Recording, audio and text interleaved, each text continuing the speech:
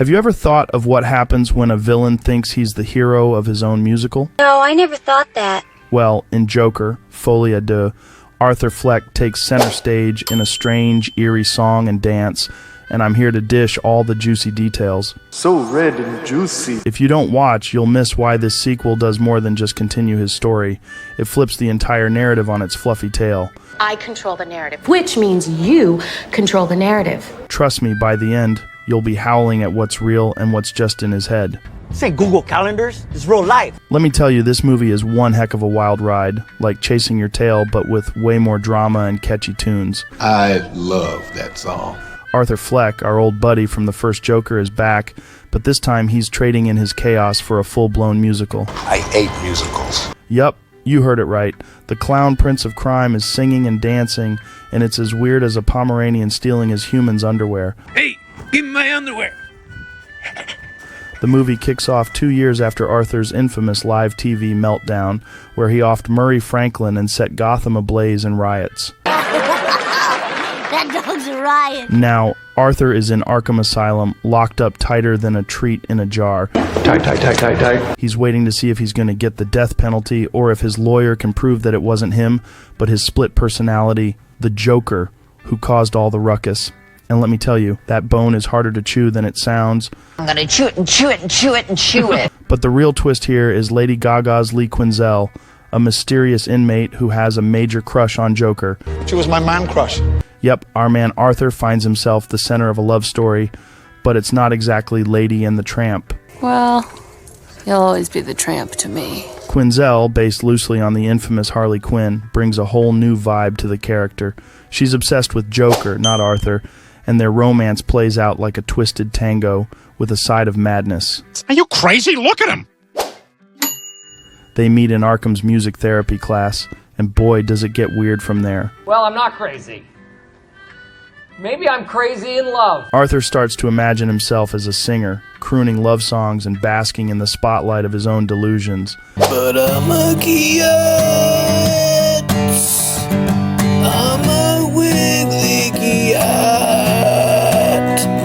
Think of it like La La Land, but with more face paint and fewer happy endings. How much do you guys get for a massage now, without the happy ending? The movie goes off-leash when they start singing. They sing inside Arthur and Lee's heads, bright, flashy, and totally bonkers. Give me a cat, give me a cat, give me a piece of that big cat. 1 minute you're in grimy old Gotham, and the next you're in their fantasy world, filled with glitter and tunes. Well, yeah, in some imaginary universe that exists like in my mind. Arthur's dream sequences show him as the star he always wanted to be. I'm a Star Wars. But when the real world crashes in, you can see just how deep he's fallen into his delusions. That was a silly dream, wasn't it? It's a masterful way to show the clash between his reality and his fantasies, and trust me, the contrast will have you barking with curiosity. Who was the guy who, used to take care of Curious George? Joaquin Phoenix is top dog in this role. His Arthur Fleck is even more broken than before, and yet you can't help but feel for him as he grapples with his fractured identity. You'll come back a broken man. Yeah, back broken from too much sex. He's not just a villain anymore, he's a sad, lonely soul trapped in his own mind. Help, help, I'm trapped under a glass ceiling. Trying to make sense of a world that's left him behind. I hate this backwards world. Lady Gaga, meanwhile, brings a new spin to Lee Quinzel, Practicing my new twist on the twist. creating a character who's just as damaged, but in a different way.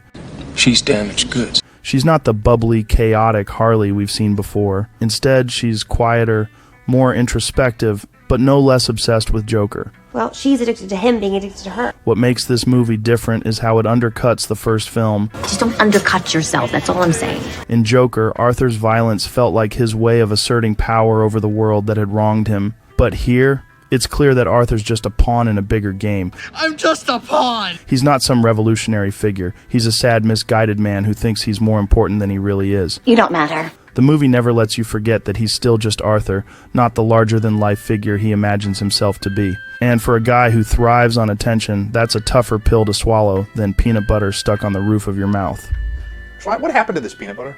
Well, you said you weren't sure if we were going to use it, and so I did. Oh. Watching Joker. Folie Deux gave me some serious mixed emotions. Like when you hear the crinkle of a treat bag but realize it's just the human opening chips.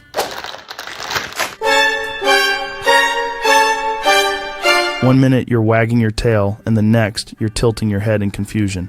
If you're feeling the same way after that review, don't worry. I've got the perfect way to cheer you up. Check out our Pawsome Yogisinsta merch. We've got cozy t-shirts, hoodies, and even coffee mugs, perfect for sipping while you ponder life's big questions, or just rewatch your favorite movies. Plus, every purchase helps us fetch more reviews from a dog's perspective. Order right now! All in all, Joker Folie, Deux is one strange, daring, and downright captivating film.